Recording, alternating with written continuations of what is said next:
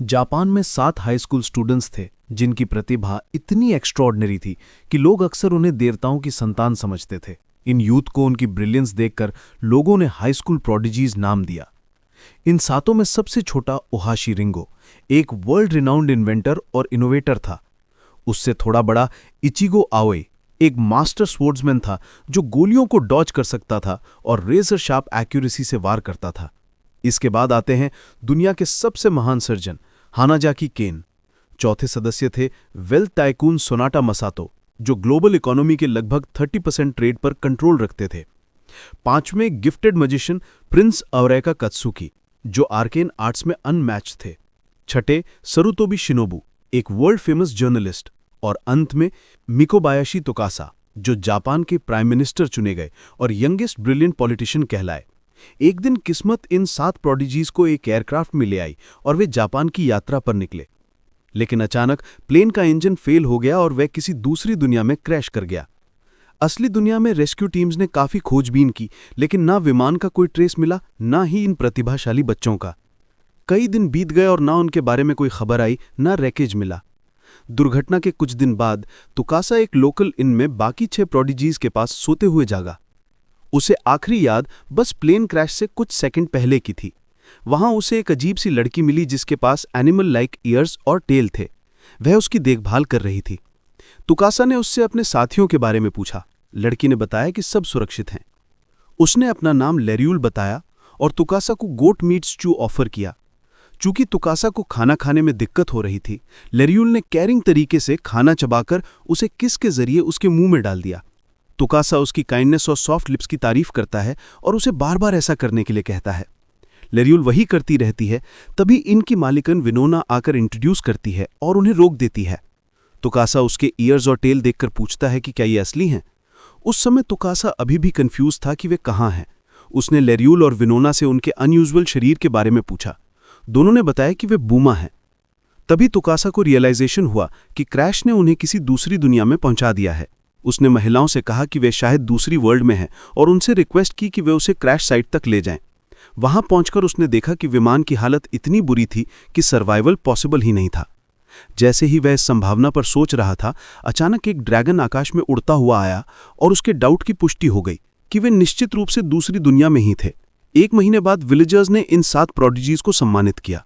सब खुश थे सिवाय केन के, जिसे अभी भी नई रियलिटी स्वीकार करने में कठिनाई हो रही थी। तुकासा ने सुझाव दिया कि वे इस नई दुनिया में मैजिक के एग्जिस्टेंस पर रिसर्च करें। बाकी सभी सहमत हो गए। इसके बाद इन प्रतिभाशाली लोगों ने इस दुनिया को इंट्रोड्यूस किया एक बेहतरीन कॉन्डिमेंट मेयोनीज। सभी ने उसका स्वाद लिया और उसकी तारीफ की। विनोमा ने उन्हें एंशिएंट 7 हीरोज की कहानी सुनाई जो सालों पहले आकर उनकी दुनिया को टायरन से बचाया था। लेकिन उसका बेटा एल्च बीच में बोलकर उसकी स्टोरी को गलत ठहराता है। बाद में साफ हुआ कि उसे ये प्रोडिजीज पसंद नहीं थे। सेलिब्रेशन के बाद तुकासा ने एक मीटिंग बुलाई और उनके 3 मिशंस घोषित किए। पहला, नई दुनिया से नॉलेज इकट्ठा करना। दूसरा, असली दुनिया में लौटने का रास्ता खोजना। और तीसरा, गांव वालों की काइंडनेस का बदला चुकाना। सभी इस योजना से सहमत हो गए और आगे बढ़ गए। अगले दिन रिंगो ने सबके फोन्स रिपेयर कर दिए और अपने बनाए कई न्यूक्लियर रिएक्टर्स को दूसरी दुनिया में स्थापित कर दिया ताकि नए रिसर्च के लिए एक स्टेबल एनर्जी सोर्स मिल सके। उसे बॉक्साइट ओर भी मिला और उसने उससे एल्यूमिनियम एक्सट्रैक्ट किया। उसी दिन बाद में कुछ सोल्जर्स ने विनोना और गांव वालों को परेशान करना शुरू कर दिया। तुकासा आगे बढ़कर उन्हें उन विलन से बचाता है। सैनिक लड़ाई के लिए अपनी स्वॉर्ड्स निकाल लेते हैं, लेकिन कुछ ही मिनट्स में धराशायी हो जाते हैं। डर से कांपते हुए वे पीछे हटते हैं और राजा को रिपोर्ट करने का वादा करते हैं, मगर लौटते वक्त अकात्सुकी सामने आकर उन्हें रोक देता है और यह सुनिश्चित करता है कि वे राजा तक इस घटना की कोई खबर न पहुंचाएं। गांव लौटकर तुकासा अपने साथियों का मोराल फिर से उठाता है और उन्हें मिशन शुरू करने के लिए मोटिवेट करता है। कुछ दिनों बाद मसातो और एल्च गांव की सर्दियों की जरूरतों के लिए सामान लेने new chilling mega merchant company पहुंचते हैं। न्यू चिलिन का मालिक जकोई कीमतें बहुत हाई रखता है और मजबूरन मसातो और एल्च को कंपनी छोड़नी पड़ती है। गुस्से से भरे मसातो को इंस्पिरेशन मिलती है कि वो खुद की मर्चेंट कंपनी शुरू करे। वह एल्च से वादा करता है कि सिर्फ 1 हफ्ते में जकोई की एम्पायर को गिरा देगा और उसे पैसे कमाने का सही तरीका सिखाएगा। एल्च उसे कहता है कि यह फिजिकली इम्पॉसिबल है, मगर मसातो बस उसे वॉच करने के लिए कहता है। वहीं पास में एक होमलेस यंग बूमा उनकी बातचीत सुन रहा था। दूसरी ओर अकात्सुकी बच्चों को कुछ मैजिकल ट्रिक्स दिखाकर उन्हें अमेज कर देता है। गांव की एक महिला मसातो को पूरे गांव की हेल्प करने के लिए धन्यवाद देती है। वह उसे कहता है कि वह बस उनकी काइंडनेस का बदला चुकाने की कोशिश कर रहे हैं। महिला अपनी कम होती सप्लाई के बारे में बताती है और समाधान पूछती है। तुकासा उसे अश्योर करता है कि मसातो इसके लिए कुछ ना कुछ जरूर करेगा। तभी विनोना बीच में आकर उस ग्रीडी मर्चेंट ज़कोई के बारे में बताती है जो साल भर सामान की प्राइसेस बढ़ाता रहता है।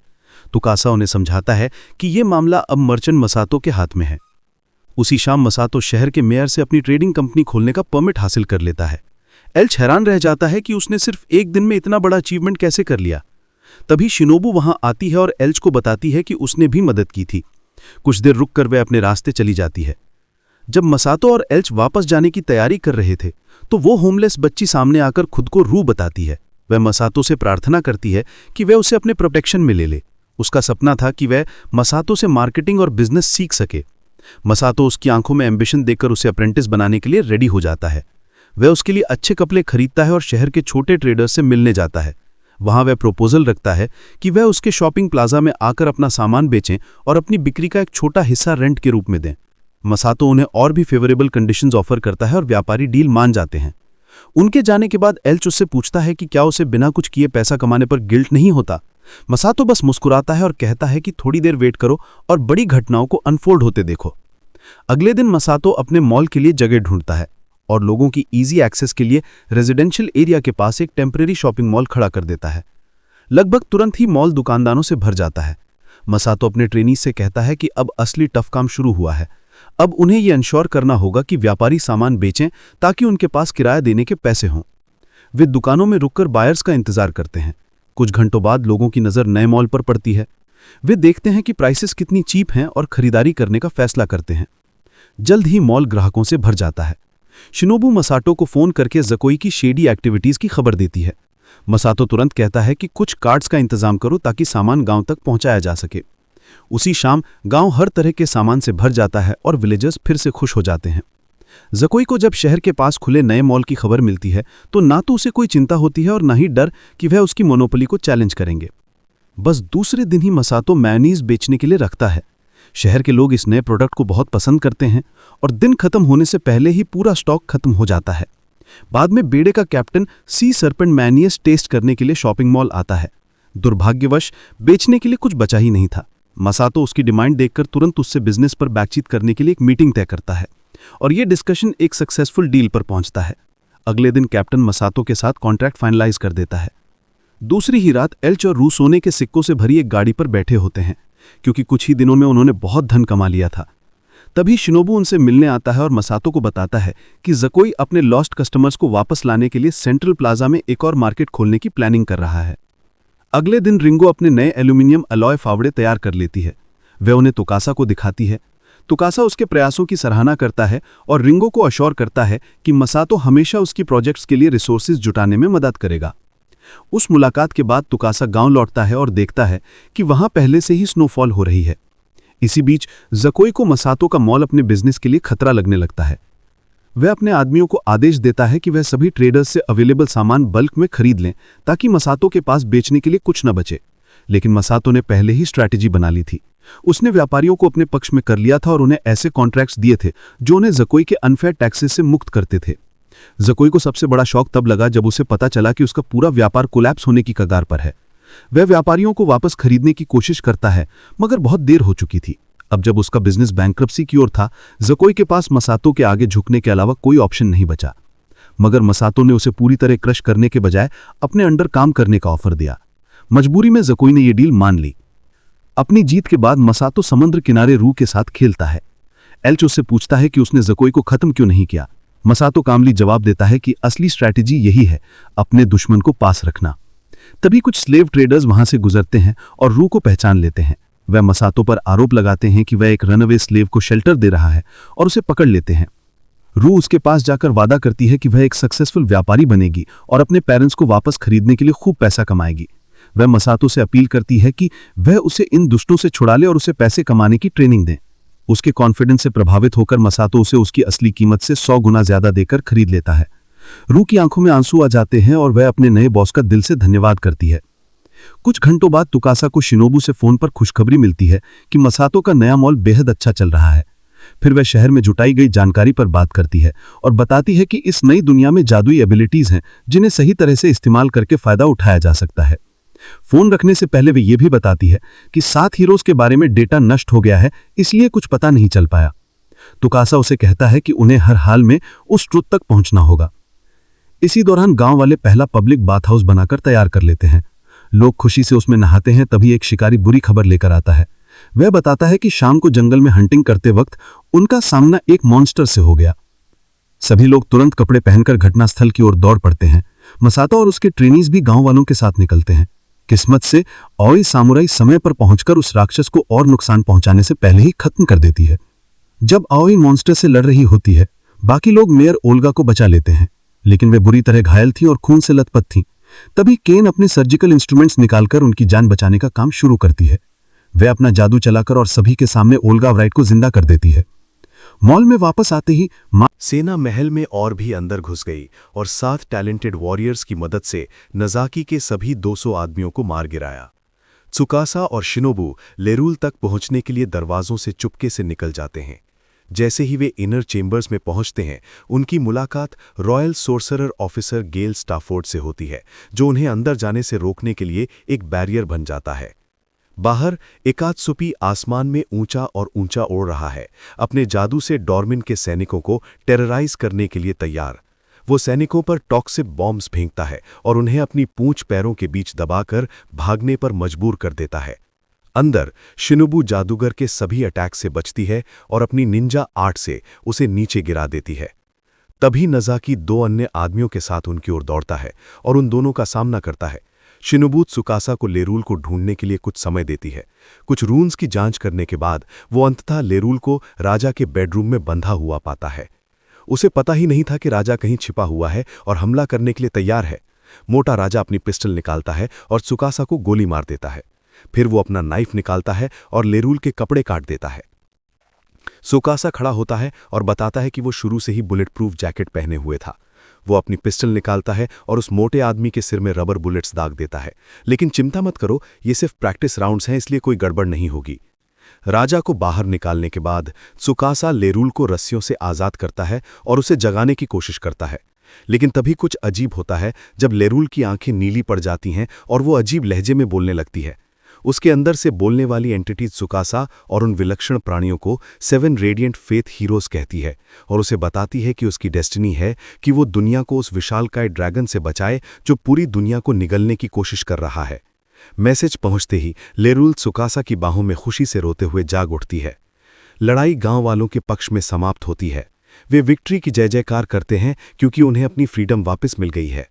अपनी जीत के कुछ दिनों बाद 7 टैलेंटेड लोग अपने शो के लिए एक विशाल वैन तैयार करते हैं। शुरुआती दृश्य में वे एक ग्रैंड ऑडियंस के सामने अपनी वैन का अनवेलिंग करते हैं और उसमें एक मैजिकल शो आयोजित करते हैं। 7 टैलेंटेड लोग अकात्सुकी को अपनी लैंड की रक्षा के लिए स्वर्ग से भेजे गए देवता के रूप में प्रस्तुत करते हैं। अकात्सुकी के मैजिक परफॉर्मेंस के बाद वे मेयोनेज़ के कई कटोरे पेश करते हैं और उन्हें लोगों को फ्री में बांटते हैं। हर कोई उस स्वादिष्ट मसाले का एक बोल लेने के लिए दौड़ पड़ता है। मेयोनेज़ बांटने के बाद अकात्सुकी अपना परफॉर्मेंस जारी रखता है और दर्शकों को अपने साथ बहा ले जाता है। त्सुकासा और मसातो अपने नए अलायंस के बारे में चर्चा करते हैं। वे खुद को 7 लाइट फेथ नाम देते हैं। इस बीच एल्च और शिनोबु घनी बर्फ को चीरते हुए बुचवॉल्ड किंगडम पहुंचते हैं ताकि उस जगह के बारे में सब कुछ पता लगा सकें। दूसरे मैजिकल शो के बाद 7 टैलेंटेड लोग गांव वालों को और मेयोनेज़ बांटते हैं। रात होते होते त्सुकासा चुपके से रॉयल पैलेस में घुस जाता है ताकि मेयर हजोरेत से मिल सके और उनके साथ बातचीत करके उनके साथ जुड़ सके। अलायंस की सभी शर्तों पर बातचीत करने के बाद हजोरेत डॉर्मेंट के मेयर के रूप में सेवा करते हुए 7 लाइट फेथ के साथ जुड़ने के लिए राजी हो जाता है। अगले दिन हजोरेत लोगों के सामने 7 लाइट फेथ के साथ अपने अलायंस की घोषणा करता है। गार्ड्स इस अलायंस से थोड़े खुश तो हैं, लेकिन इसे जाहिर करने की हिम्मत नहीं जुटा पाते। उस रात सभी 7 टैलेंटेड लोग नए राज्य के मामलों पर चर्चा करने के लिए एक बैठक के लिए इकट्ठे होते हैं। त्सुकासा उन्हें गांव वापस जाने के लिए कहता है, जबकि वो यहां डॉर्मेंट में काम देखेगा। डॉक्टर कीन लोगों के लिए एक एंटीबायोटिक फैक्ट्री बनाने के लिए कुछ कैपिटल और मैन पावर की विशेष मांग करता है। त्सुकासा सहमति में सिर हिलाता है और बाकी टैलेंटेड लोगों को काम सौंपने का आग्रह करता है। मिसातो त्सुकासा से उनके नए अलायंस के लिए एक नए लीडर के चुनाव के बारे में पूछता है। त्सुकासा उसे बताता है कि उसके मन में कोई है, बैठक के बाद त्सुकासा सिल्वर नाइट्स के करंट कैप्टन जेस बर्नार्ड से मिलने शहर के पास एक पब में जाता है। त्सुकासा कैप्टन से अपने अलायंस का नया लीडर बनने के लिए कहता है, लेकिन बर्नार्ड उसे बताता है कि उसने उसी दिन से नाइट होना छोड़ दिया है। जब उससे कारण पूछा जाता है तो वो कहता है कि उसे डर है कि जब एम्पायर अंततः 7 लाइट फेथ पर हमला करने का फैसला करेगा तो वो गन फायर में फंस जाएगा। त्सुकासा घर लौटता है और बर्नार्ड से फिर से बात करने के लिए और भी प्रेरित होता है। अगले दिन त्सुकासा बर्नार्ड से मिलने उसके घर जाता है। इस बार वो उसे अपनी बेटी के साथ खेलते हुए पाता है। वो अपनी बेटी के जरिए बर्नार्ड का मन बदलने के लिए एक स्पीच गढ़ता है। बर्नार्ड को एक लंबा चौड़ा भाषण देने के बाद वो आखिरकार नाइट्स का मुखिया बनने के लिए राजी हो जाता है। उसी शाम त्सुकासा को कुछ सरदारों का सामना करना पड़ता है जो अलायंस का विरोध कर रहे हैं। वो उनकी उपेक्षा करता है और आगे बढ़ता रहता है। उधर शिनोबु एक स्कॉट की पोशाक पहनती है और पब से बुचवॉल्ट के बारे में जानकारी हासिल करती है। उसे ड्यूक क्रिस्टोफ के मास्टर जो एक परफेक्शनिस्ट हैं और एम्परर के वॉर जनरल के बारे में पता चलता है। शिनोबु घर पहुंचती है और अल्च को ड्यूक के बारे में बताती है। अब उन्हें गुस्ताव तक पहुंचकर ड्यूक के बारे में और जानकारी हासिल करनी है। आखिरी सीन में गुस्ताव अपने एक नाइट का सिर काट देता है क्योंकि वो 7 लाइट फेथ के मेंबर्स में से एक को पकड़ने में नाकाम रहा था। फिर वो खुद रिबल्स को ढूंढने और उनका एंड करने का वादा करता है। कुछ दिनों बाद राज्य के प्रमुख लीडर्स के साथ अलायंस करने के बाद त्सुकासा लीडरशिप में नए बदलाव के अनुरूप रिफॉर्म्स और रूल्स लागू करना शुरू कर देता है। एक रात काम के बाद उसका अधीनस्थ त्सुकासा से पूछता है कि वो हमेशा बिजी क्यों रहता है और कभी सोता क्यों नहीं है।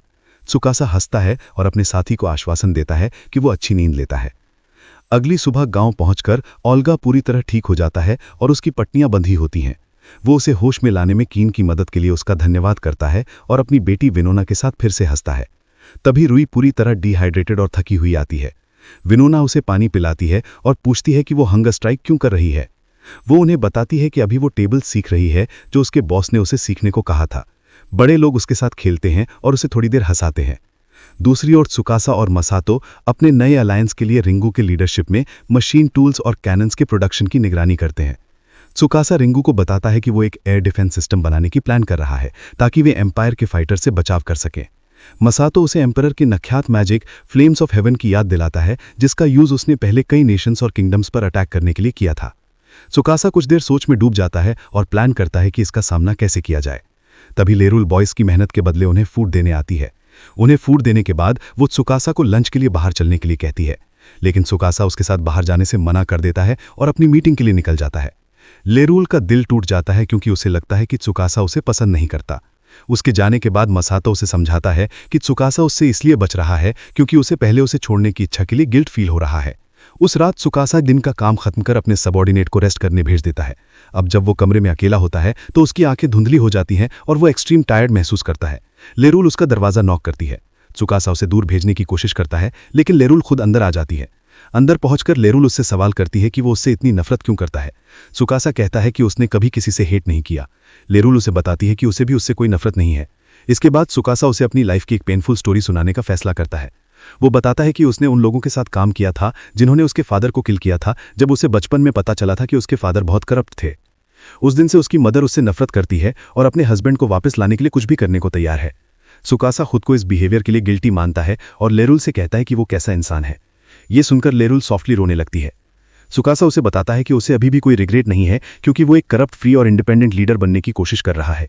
लेरुल उसके पास आकर उसे जेंटली अपने पास खींच लेती है। वो कहती है कि चाहे वो कितनी भी कोशिश कर ले वो उससे कभी हेट नहीं करेगी। त्सुकासा उसकी बातों से इमोशनल हो जाता है और उसकी गोद में सिर रखकर पहली बार कई दिनों बाद पीसफुली सोने की इजाजत मांगता है। जब त्सुकासा सो रहा होता है, रिंगू जो उनकी बातें सुन रहा था चुपचाप अपने ऑफिस चला जाता है। क्लियरली उसे त्सुकासा पर क्रश है। अगले दिन अकात्सुकी 2 विमन के साथ बाथ हाउस जाता है। वो विमन को खुद से दूर रखने की कोशिश करता है लेकिन कोई फायदा नहीं होता। तभी उसे रुई दुखी दिखती है क्योंकि वो समय पर मल्टीप्लिकेशन टेबल्स नहीं सीख पाई थी। अकात्सुकी और आओइमु से कुछ क्विक लर्निंग टेक्निक्स बताते हैं। रुई खुश होकर बाथ हाउस से बाहर निकलती है और टेबल सीखने के लिए तैयार हो जाती है। अकात्सुकी उसे कुछ मल्टीप्लिकेशन सवाल पूछता है और रुई सबके सही जवाब देती है। मल्टीप्लिकेशन टेस्ट पास करने के बाद अब डिवीजन सीखने की बारी आती है। फाइनल सीन में रुई 5 फिशेस को घूरते हुए सोच रही होती है कि आखिर वो डिवीजन कैसे सीखेगी। इस बीच ड्यूक गुस्ताव के शहर गुस्ताव पहुंचने पर एल्च और शिनोबु अपनी लंबी जर्नी से आराम करने के लिए किन में सूखते हैं। वहां के लोग उन्हें तरह तरह के पौष्टिक फूड परोसते हैं। एल्च और शिनोबु पेट भरकर ईट और ड्रिंक करते हैं। विलेजर्स उनके इंटॉक्सिकेटेड होने का इंतजार करते हैं और फिर उन्हें रेस्ट करने के लिए उनके रूम में ले जाते हैं। इनकीपर की बेटी मिलिंडा एल्च को चुपके से वार्न करती है कि जब तक मौका है वो गांव छोड़कर चली जाए, लेकिन उसकी मां उसे नीचे खींच लेती है और एल्च को शिनोबु के साथ रूम में छोड़ देती है। उनके जाने के बाद शिनोबू अचानक सीरियस हो जाता है और एल्च को किस करता है ताकि वो सोबर हो जाए।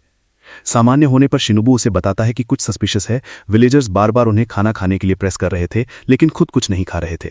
दोनों नीचे जाकर इनके बेसमेंट की जांच करते हैं। वहां उन्हें पुराने यात्रियों के म्यूटिलेटेड बॉडीज मिलते हैं जो कांटों पर लटके हुए थे। इससे साफ होता है कि विलेजर्स कैनिबल्स थे। तभी इमरजेंसी अलार्म बजता है और विलेजर्स बाहर निकलकर सिल्वर नाइट जीन टू लब्लैंक से इंस्पेक्शन करवाने जाते हैं।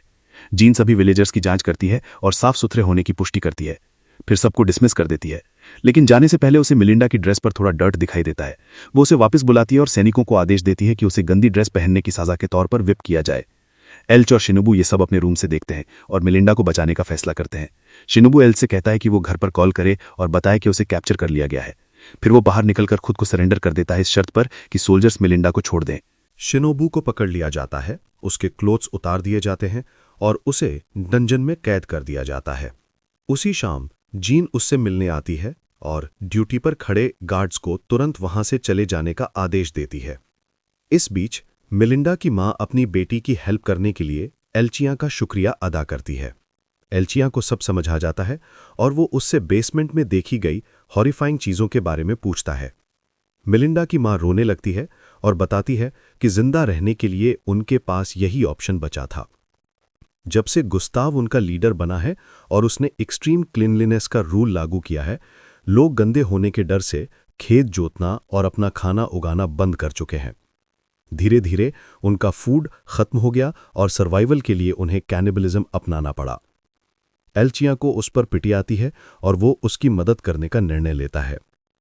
आश्चर्यजनक रूप से जीन शिनोबू को उसकी चेन से फ्री कर देती है और गुस्ताव को हराने में उसकी मदद मांगती है।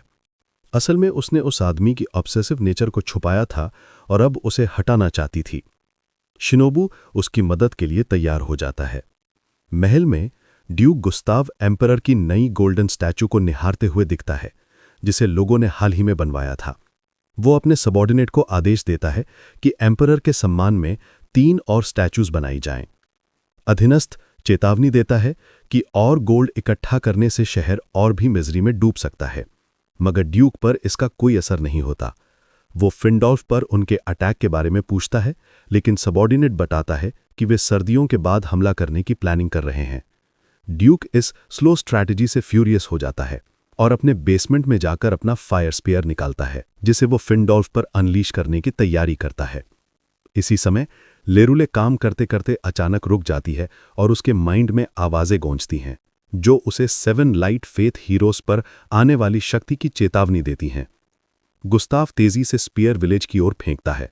लगभग तुरंत ही रिंगो का सिस्टम अप्रोचिंग यूएफओ जैसे ऑब्जेक्ट को डिटेक्ट कर लेता है। उसकी कैलकुलेशन बताती है कि इम्पैक्ट पॉइंट फिंडॉल्फ है। वो तुरंत एयर डिफेंस मिसाइल्स लॉन्च करता है, लेकिन वो बेअसर हो जाती हैं। सुकासा उसे लगातार फायरिंग करने का ऑर्डर देता है, इस उम्मीद में कि स्पीयर सी की ओर डाइवर्ट हो जाए। रिंगो कोशिश करता है, लेकिन स्पीयर हर मिसाइल को डॉज कर देता है। आखिरकार वो गांव में लैंड करता है और मैसिव डिस्ट्रक्शन शुरू हो जाता है। जमीन पर आते ही वो फ्लेमिंग स्पीयर एक बर्निंग नाइट में बदल जाता है और हमला शुरू करता है। सुकासा अपने लोगों को काम रहने के लिए कहता है और उन्हें रेस्क्यू और बचाव का काम बांटता है। तुरंत ही लोग फायर कंट्रोल के लिए जरूरी सामान जुटाने लगते हैं। इस बीच बर्नार्ड जलती गलियों में फंसे कुछ नोबल्स को बचाता है। वे उससे पूछते हैं कि उसने क्यों बचाया। बर्नार्ड कहता है कि वो ऐसे फ्यूचर के लिए लड़ रहा है जहां सब इक्वल हों। गांव पर हमला जारी रहता है और 7 एक्स्ट्राऑर्डिनरी टैलेंट्स में से 5 वहां पहुंच जाते हैं। जब वे समाधान ढूंढ रहे होते हैं, ली सोले फंसी हुई सोल्स को पूरे गांव में फैलाकर ज्वलन ज़ॉम्बी जैसे बींग्स में बदल देता है। वे सबको छूकर जलाना शुरू कर देते हैं। सुकासा सभी बचे लोगों को बाहर रुइंस में ले जाता है।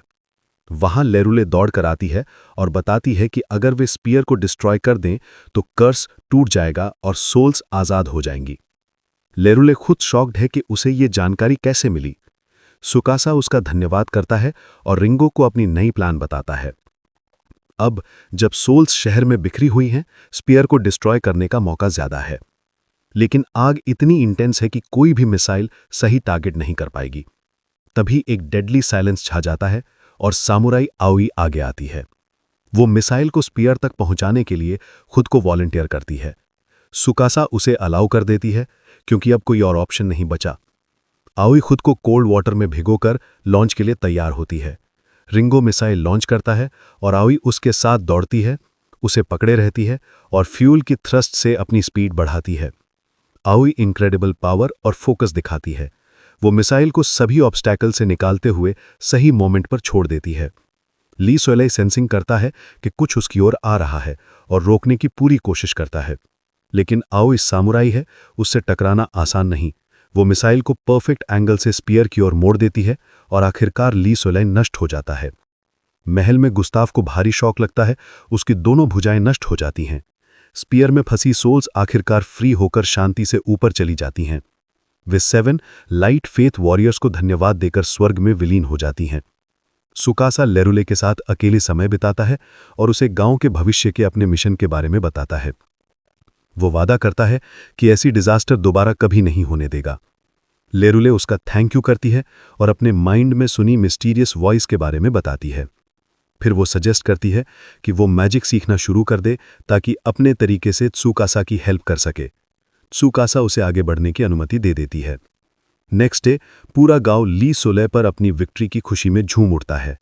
शिनोबू त्सुकासा को फोन करता है और पिछली रात की सारी फन मिस करने के बारे में शिकायत करता है। त्सुकासा अज्योर ब्रिगेड रेजिस्टेंस फोर्स के साथ अलायंस करने के लिए उसकी सराहना करती है और उसे अच्छा काम जारी रखने के लिए कहती है। तभी मिसातो अपने दोस्त से बात करने आता है। त्सुकासा उसे लेरुले के इस रियलाइजेशन के बारे में बताता है और सोचता है कि इसके बारे में क्या किया जाए। जब वे डिस्कशन कर रहे होते हैं, बर्नार्ड अपनी नई मॉडर्न आर्मी के साथ आता है, जिसमें 50 सोल्डर्स होते हैं और जो आर्टिलरी और गन्स से पूरी तरह इक्विप्ड होती है। अपने वेपन्स खोने के बाद गुस्ताव उन्हें फियर साम से रिप्लेस कर देता है और अपने सबॉर्डिनेट ऑस्कर को निर्देश देता है कि वो सभी 10,000 सोल्जर्स को इकट्ठा करे और एक साथ फिंडोल्फ की ओर मार्च करे। ये 7 लाइट फेथ वॉरियर्स के लिए बहुत अच्छी न्यूज़ है, क्योंकि वे जानते हैं कि गुस्ताव अब इम्पेशेंट हो गया है और इस अवस्था में उसे हराना ईजी है। ऑर्डर्स जारी होने के कुछ घंटों बाद गुस्ताव के सोल्जर्स स्नोई माउंटेन से होते हुए एक साथ फिंडोल्फ पहुंचने के लिए निकल पड़ते हैं।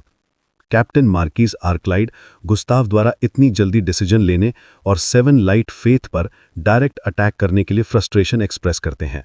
उन्हें पता भी नहीं था कि बर्नार्ड और उसके सोल्जर्स ने अपने फोर्ट से एडवांस फ्रंट का पहले ही पता लगा लिया था। वो आर्कलाइड के मन में फियर पैदा करने के लिए अपने आदमियों को कुछ लोगों को गोली मारने का आदेश देता है। ये स्ट्रैटेजी काम करती है और आर्कलाइड पीछे हट जाता है, जैसे कि त्सुकासा और बर्नार्ड ने प्रेडिक्ट किया था। बर्नार्ड अपने आदमियों को आर्कलाइड और उसके आर्मी का पीछा करने का आदेश देता है। आर्कलाइड ये समझ जाता है और कुछ ऐसा करता है जिससे बर्नार्ड को लगे कि वो सचमुच पीछे हट रहे हैं। वो अपनी हैवी कैवलरी के साथ बुकवेल्ड के आसपास के प्लेन्स में बर्नार्ड और उसके आदमियों को पकड़ने की प्लानिंग करता है। ये प्लान काम करती है, लेकिन दुर्भाग्य से ये सब उसकी ग्रैंड स्ट्रैटेजी का पार्ट था। बर्नार्ड काम रहता है और ग्रेनेड से हैवी कैवलरी को फिनिश कर देता है, जैसे कि त्सुकासा ने प्लान किया था। आर्कलाइड इस बार सचमुच बुकवेल्ड में रिट्रीट कर जाता है। दूसरी तरफ गुस्ताव लापरवाह होकर अपने सोल्जर्स को बैटल के लिए भेजने से पहले अपना लास्ट स्पीच देता है। अज़ोर ब्रिगेड गुस्ताव पर अटैक शुरू कर देती है और उसके सभी सोल्जर्स को उसके खिलाफ कर देती है। रिंगल बुकवेल्ड पर अपनी नजरें गड़ाए हुए है और सिटी की ओर अपने किलर ड्रोन्स भेजती है और बुकवेल्ड से सरेंडर की डिमांड करती है ताकि उसका वाइप आउट ना हो जाए। कुछ घंटों बाद गुस्ताव अपने साइड के बचे हुए कुछ मैन को खो देता है और अपने पैलेस में फंस जाता है। जीन और शिनोबू उसके पास आते हैं और उससे सरेंडर करने की डिमांड करते हैं। गुस्ताव अपने एरोगेंट नेचर के कारण हार मानने को तैयार नहीं है। इसके बजाय वो अपनी पावर बढ़ाता है और अपनी फियर्स आर्म्स का यूज लड़कियों पर अटैक करने के लिए करता है। जीन और शिनोबू काउंटर अटैक की तैयारी में उसके ज्यादातर हमलों को डॉज करने में कामयाब हो जाते हैं। उन्हें एक चांस मिलता है और गुस्ताव की आंखों में आंखें डालकर उसका हेड काटने की कोशिश करते हैं।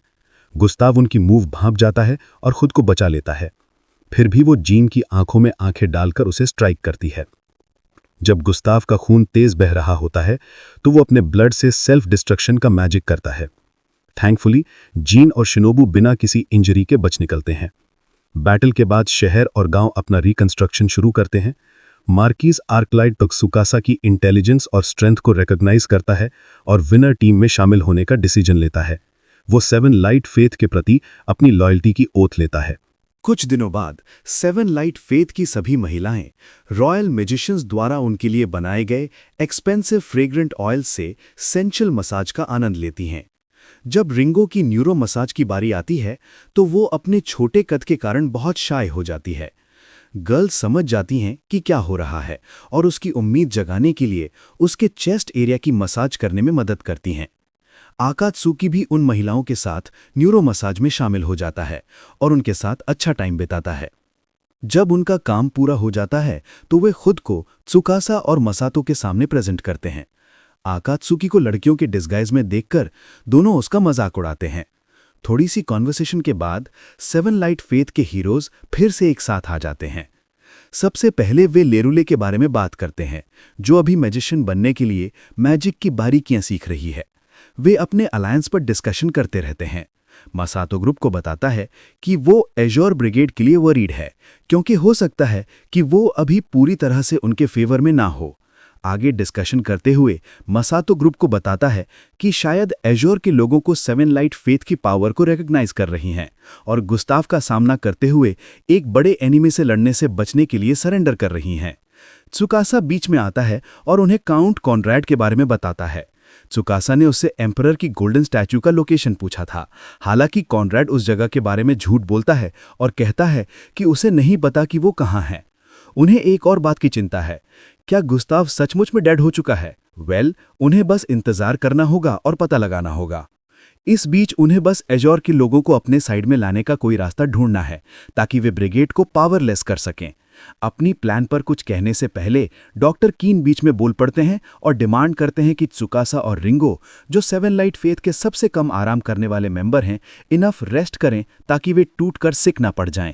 त्सुकासा अपने डॉक्टर के अगेंस्ट नहीं जा सकता, इसलिए वो कीन को एडवाइस के लिए थैंक करता है और अपनी मीटिंग को एक और बिजी डे के लिए पोस्टपोन कर देता है।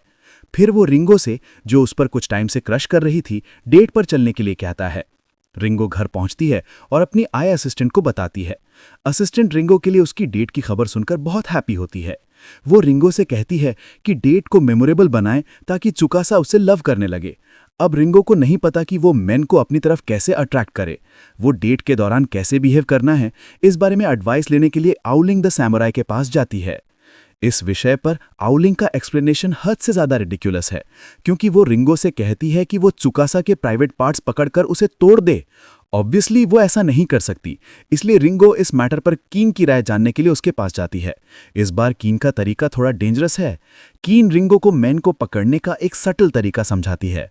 रिंगो को मिल रहे वायलेंट जवाबों से बहुत सरप्राइज होती है। उस इवनिंग वो स्नानेगार पहुंचती है और वहां शिनोबो से मिलती है। उसकी राय पूछने के बाद शिनोबो उसे अपेक्षा से लेट जाने के लिए कहता है। नेक्स्ट डे रिंगो उनकी मुलाकात की जगह पर लेट पहुंचती है। त्सुकासा उसे छुपते हुए पाता है और उसे बुलाता है। अपने क्रश को देखकर रिंगो का फेस तुरंत रेड हो जाता है। लोग भी उनके आसपास गैदर होने लगते हैं, क्योंकि वे दोनों को 7 लाइट फेथ के मेंबर के रूप में रिकॉग्नाइज कर लेते हैं। सबसे पहले त्सुकासा रिंगो को कपड़े बदलने के लिए एक क्लोथिंग शॉप पर ले जाता है। नए कपड़े पहनने के बाद रिंगो का फेस लाल हो जाता है, क्योंकि त्सुकासा अब पहले से ज्यादा क्यूट लगने लगता है।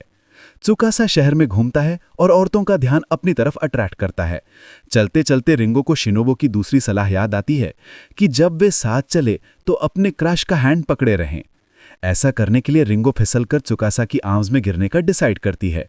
त्सुकासा उसे उठाकर एक रेस्टोरेंट में लंच कराने ले जाती है।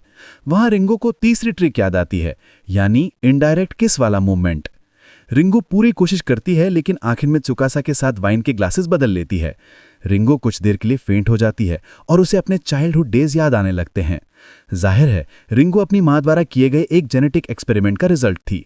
बर्थ के कुछ साल बाद रिंगो हैवी कैलकुलस और क्वांटम इक्वेशंस को सॉल्व करना शुरू कर देती है। उसे 6 साल की उम्र में अपना पहला साइंटिफिक अवार्ड मिला, और वो भी लगातार 3 बार।